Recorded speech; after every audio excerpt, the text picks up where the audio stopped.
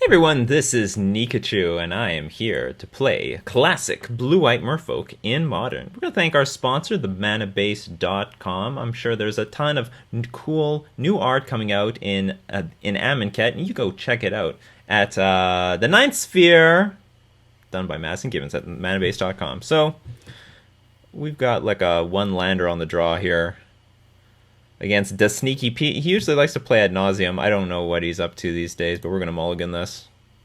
This is hand's reasonable. Keep this. I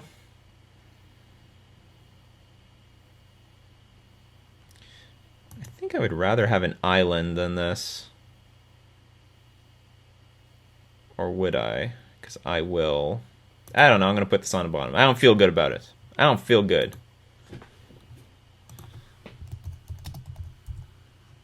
Seachrome Coast. You are playing ad nauseam. Alright.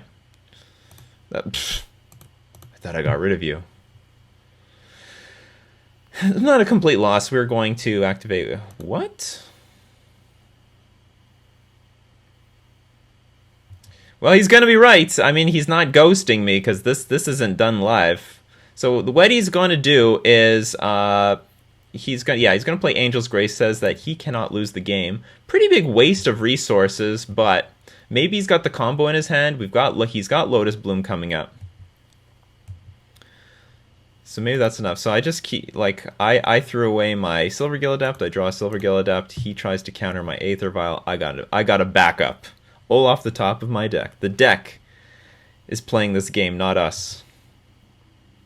But I am fearful that the combo is on its way. And I'm not exactly drawing what I need. Just not a big deal. Game 1 against ad nauseam is usually pretty bad. It's game 2 and 3 that if you have the interaction in your sideboard, that you have a chance. Game 1 is always just you don't have a chance. It's awful. So let's start putting creatures in play. So he didn't combo off last turn, and he does have enough mana to play like Angel's Grace ad nauseam, so gives me some reason to believe that we have a chance. Let's get in there. Problem is, if he just needs to find one more piece of the combo. It's possible maybe he's got the tutor. No, he doesn't have that.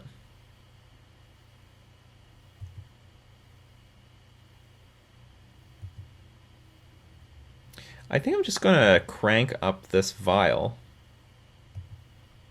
Or do I? 6. I can hit him for 6, for example.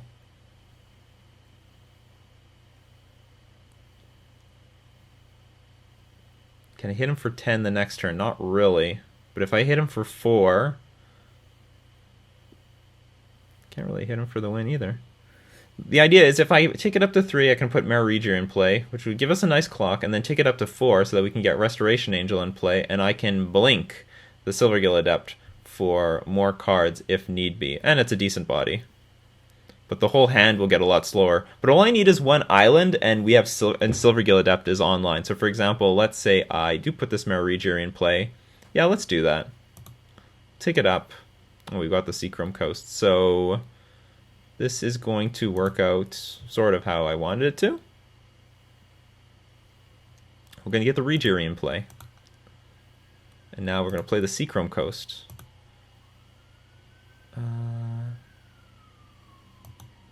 Whoops! No. No, this is not how I want it. What did I press? I don't even know what I pressed. Oh, that's terrible. Whatever, we'll play our hand out then.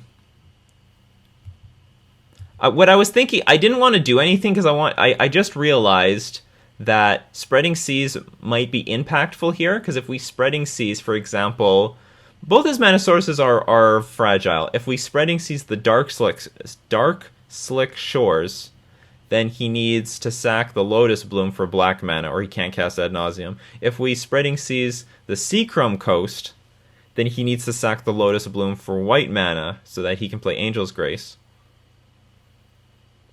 But if we hit the Seachrome Coast, okay, let's cast things. I can think about this later.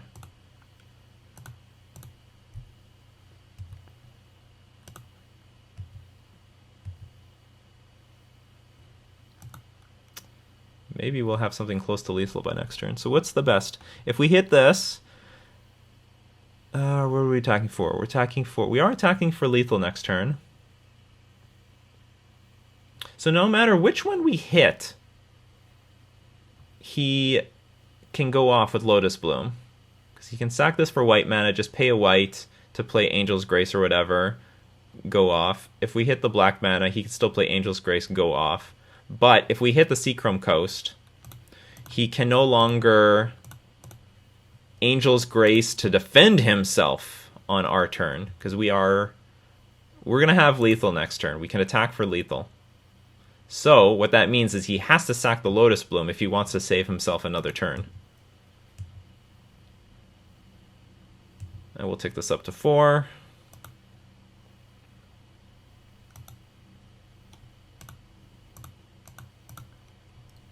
Hopefully he doesn't have main deck Darkness. That would suck.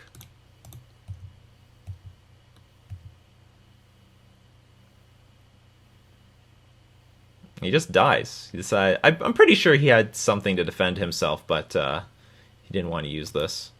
He knew that if he used the Lotus Bloom that he had no chance. He was just going to die eventually. So we've got some outrageous amount of counterspells available to us. Spell Queller cannot hit Ad Nauseam, but can hit a lot of other things. Even hitting Sleight of Hand is useful. It's useful for us. Could this do anything for us? Untap up to 2 target creatures? Not really. Opponent sacrifices into... Nope. They don't use the graveyard, so we will get rid of... Path to Exile. It's pretty bad. Probably don't need Restoration Angel. Probably don't need Harbinger of the Tides.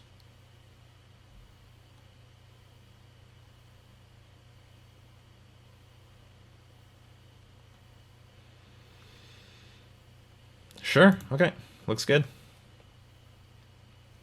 Decent number of threats. Decent number of things.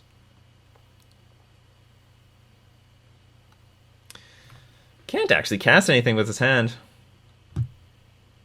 I don't want to throw it back though. I'm gonna keep it. We just need one blue source or one white source, or like one colored source to cast Spell Queller. We could do that at end of turn and then turn Unified Will and Dispel on. Okay, we can cast the Dispel. That we can do. Yes! Dispel online. And any blue source will allow us to play Unified Will and Dispel. The Sneaky Pete, you beat me a lot when I was just playing the pure mono blue version. See how well you do against the blue-white version. Did we use any blue-white cards in the last game? I don't think so. This is definitely a matchup where Thalia would be not too bad. Not too bad at all. Yeah, when you play a splash, you have to very correctly identify, did my splash actually interact with my opponent? Did it actually do something? Anything? Did it do something? You know what? Spell Queller would be pretty good against, what's it called? Lotus Bloom. It wouldn't be so bad. Like, let's say he has one Lotus Bloom. Takes him like 4 turns for that thing to go off. And then I play Spell Queller on that turn. Well, I guess he can play Slaughter Pact and still get it available. So he has exiled Lotus Bloom. Oh, he's exiled 2 of them. Ugh. I will start off with Wonderwine Hub. Show a Master of the Pearl Trident. I'll bluff some sort of Spell Pierce. Come on, Sneaky Pete. We don't have all day. You have Lotus Blooms to unsuspend. City Brass. Yep, Pentad Prism online. The scary thing about Ad Nauseam is that it can go off at instant speed, so I can't exactly feel like Spell Queller is so advantaged there. Still, I need to get a creature on the board or all this stuff is useless. Okay, we got Wanderwine Hub. Oh man, but he's got so much mana. I don't think I can do anything.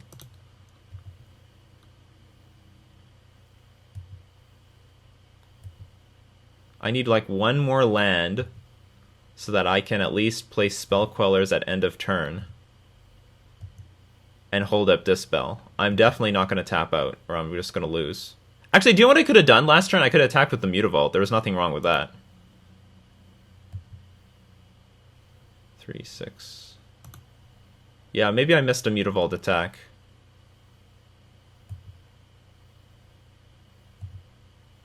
Okay, there we go. Now can I play something?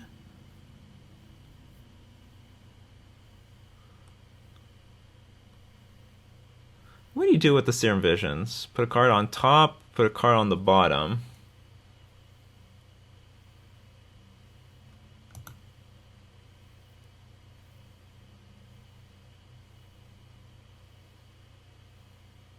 No, you know what? I'm going to pass the turn, and I'm going to hope that he plays like another Serum Visions. I'm going to try to Spell Queller it.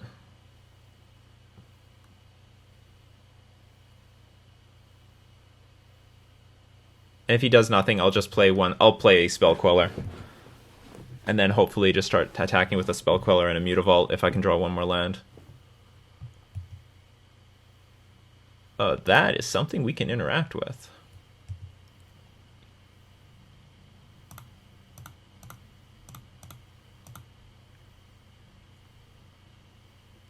Give me your unlife, please. That's fine. So it looks like he's going for it. He's got a lot of cards in hand, so I mean, could be over anyway. We'll dispel this.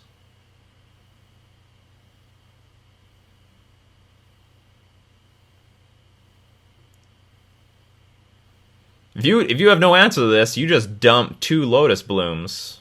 You just went all in.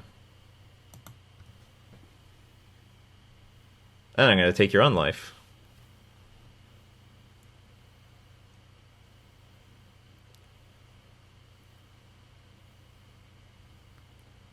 Well, our opponent is either slow rolling the hell out of us, or he's like, not like this. This is my best not like this impersonation. Not sure what on earth he's playing. I don't know if he's thinking, should I resign now? Or should I just wait out 10 minutes and make this guy who's playing Spell Queller in his Merfolk deck suffer? Why do you have this card, he's thinking. This is ridiculous!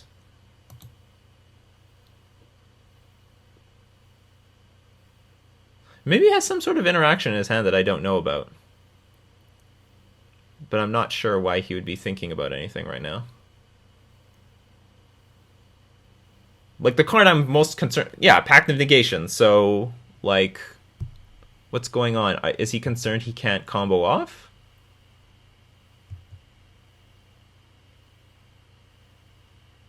He has to be able to combo off.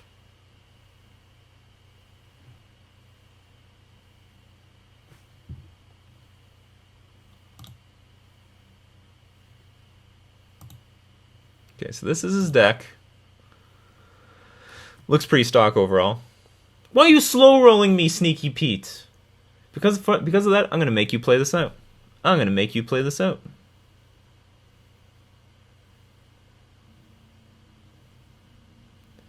So he's got Lightning Storm. He's got... Shows 1, 3 Simian Spirit Guides. I mean, this is more than enough. And he's still got the Laboratory Maniac in his deck.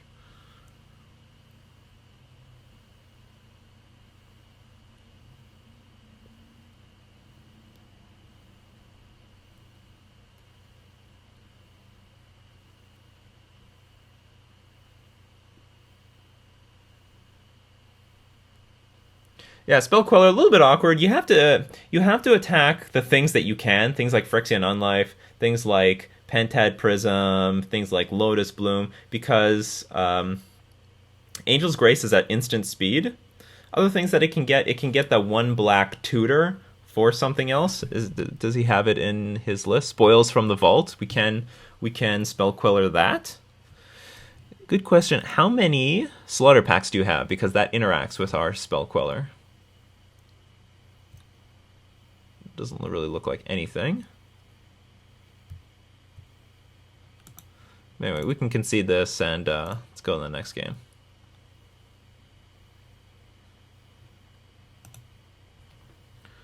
So spell queller has to chip away at other things. But that's totally fine. I'm gonna run this back again. Opponent just had a really fast hand, had everything. We had a slow hand. We needed like a second blue source pretty early. Yeah, I would like to play first, please. Hands premium. Keep. Sense very good. Holy cow. If we lose with this somehow, I'd be very embarrassed. So we can play turn 3 Silvergill Adept because we don't have a Merfolk to reveal, but we have 3 counter spells, sorry. So that I think we're in pretty good position. By turn 4 we can get this thing on 3 and just probably let it sit there. Just hit him with the Silvergill Adept. Hit him with the Silvergill Adept. Hit him with the Silvergill Adept.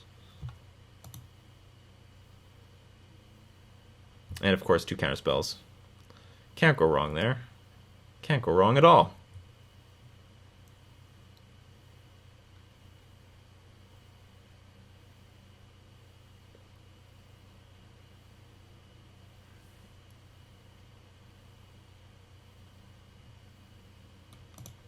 Get a sense that the Sneaky Pete is multi-queuing, something I think should be banned on Magic the Gathering Online. Alright, it's my turn. Let's go. Let's go time. Perfect would be any Merfolk off the top of our deck. Preferably a 2-mana Lord. So that we can play turn 2 Silvergill Adept.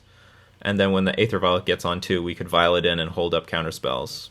And apply pressure. I don't feel like Ad Nauseam is the type of deck you need to really go all out on, but it is good to have some nice early pressure against this deck. Start forcing them to use those Angel Graces and things like that. I find what's pretty important though is to have counter spells for their Ad Nauseam. You can't wait too long because at some point they can sculpt their own hand to prepare for all of our counter spells. They're playing with Pact of Negation, for crying out loud. Free spells.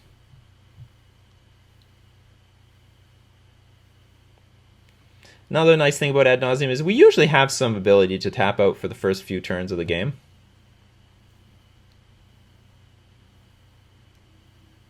Another Lotus Bloom, or 2 Lotus Blooms.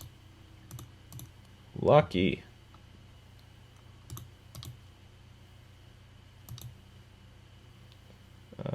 That was not what we wanted.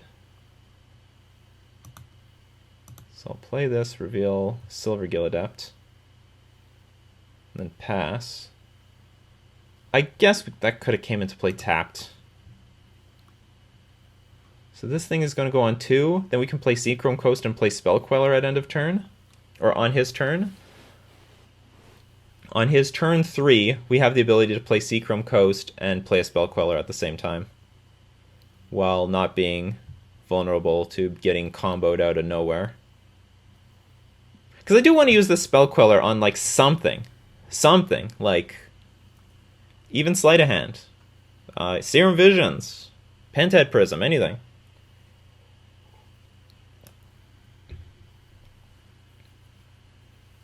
It's not bad. Keep Ad Nauseam down on cards. Ad Nauseam, very sensitive to mulligans. Very, very, very sensitive to mulligans. It needs every single card. Because it needs every single land, it needs as many mana sources as possible. Which is why these Lotus Blooms are pretty good for him.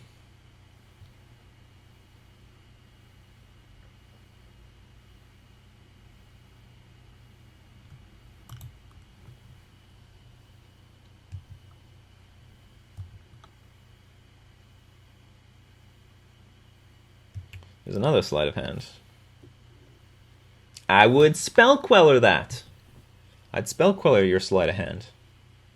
Temple of Enlightenment. Gotcha.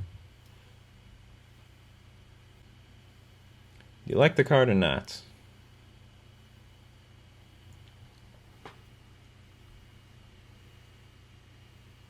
Thalia would be a-okay here. Make these sleight of hands really expensive. But somehow I felt like against combo decks with all our counter spells, with our spell queller, that we had enough going for us. We didn't need more help. So curious how this deck plays out though with a land instead of the Aether Vial.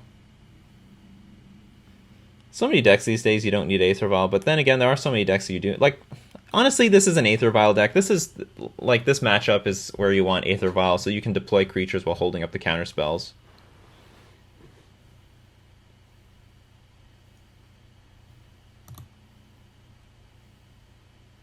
This Temple of Enlightenment cannot be that difficult. Stop double queuing. Stop it. Stop it. I think you're done.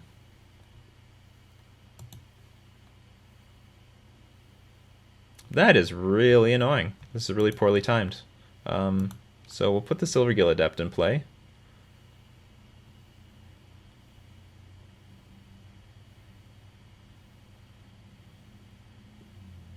And depending what we draw, let's say I draw a Lord. I'll play the Curse Catcher and the Lord. I will. I'll just empty my hand. He can't combo off next turn, and then I'll take the Vial up to 3 and just hold up Spell Queller and all these counter spells for the rest of the game.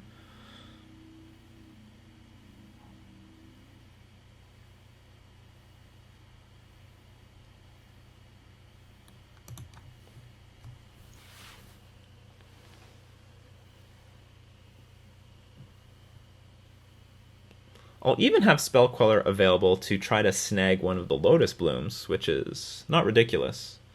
We'll see how much mana he has to work with next turn.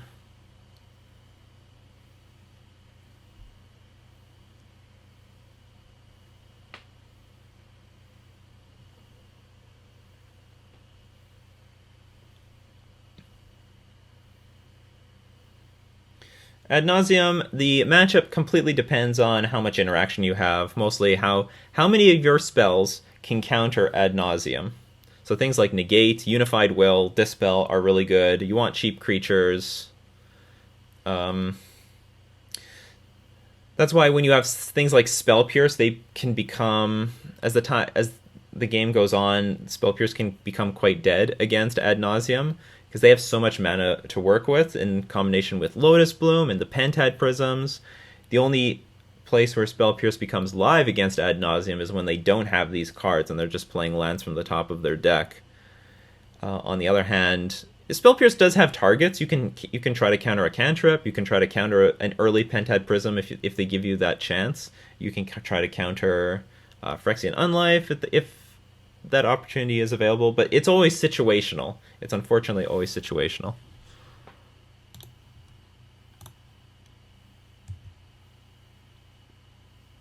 Silvergill Adept. Well, do you know what? I think this is enough reason for me to tap out. Let's just go for it. I'm cool with this. And we're even going to get a Curse Catcher in there.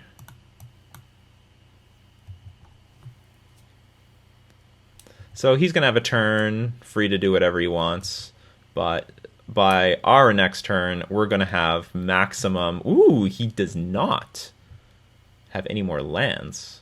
So maybe a Spell Queller on a Lotus Bloom will be useful. I'm going to tick this thing up. Ooh, that was a great draw because we can cast it while still holding up all our goods. All the goods.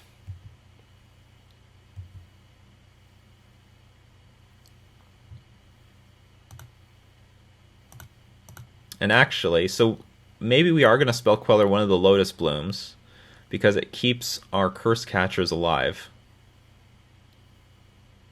Really alive. Yeah, we're going to Spell Queller one of the Lotus Blooms. That looks reasonable.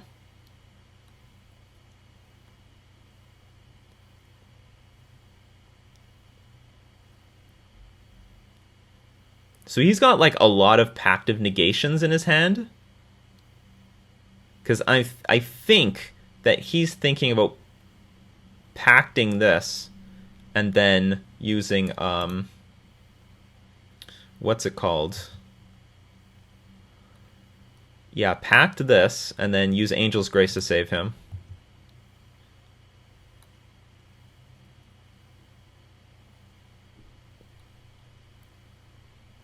Fortunately, once I get the Spell Queller on the board, I'm going to have 8 power on the board.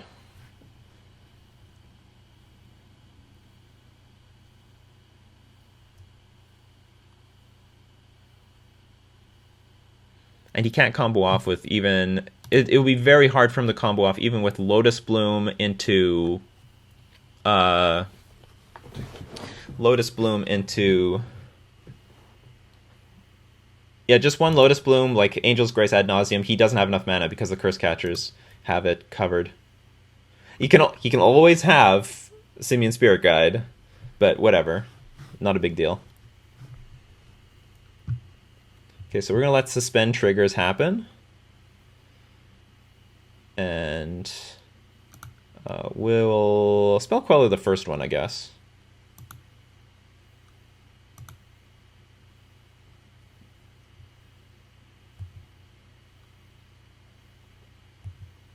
Back to exile you go. You thought you were coming out of exile? No, you go back. You go back.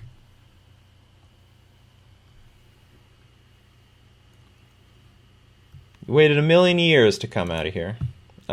Sure. What are you going to name? You could, in theory, die here. You could die in theory here.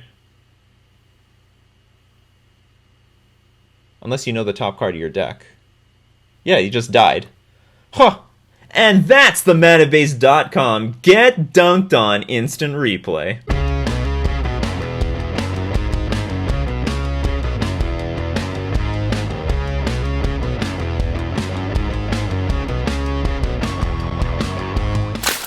So he named a temple for his Spoils of the Vault because he desperately needed to look for lands. Unfortunately, his temple was just incredibly deep in his deck. Flipped over a ton of cards, because how Spoils of the Vault works is you name a card, you reveal cards from the top of your library until you get to that card, but you lose 1 life for each of those cards that were revealed, or they get exiled, but you lose 1 life for each card revealed that way. Usually the spell is played after you've played like Angel's Grace or something, or how does it work? Whatever. Usually it's set up so that you can't lose the game, but in case it wasn't set up this time. So that was a victory against Ad Nauseam, and the white spells had an impact. Spell Queller, great card, wonderful card. We took that Lotus Bloom away, and we had a body attached to it. Lotus Bloom thought that it was coming out of exile, but no, it's going back into exile. That probably deserves a mana based. That's a Get Dunked On in itself, in my opinion. So I'm going to thank so much to all my patrons supporting me on Patreon. If you support me on Patreon, you'll have access to the Merfolk Strategy Guide. And we're going to thank our sponsor, the Manabase.com. This has been Nikachu, playing Blue-White Merfolk in Modern.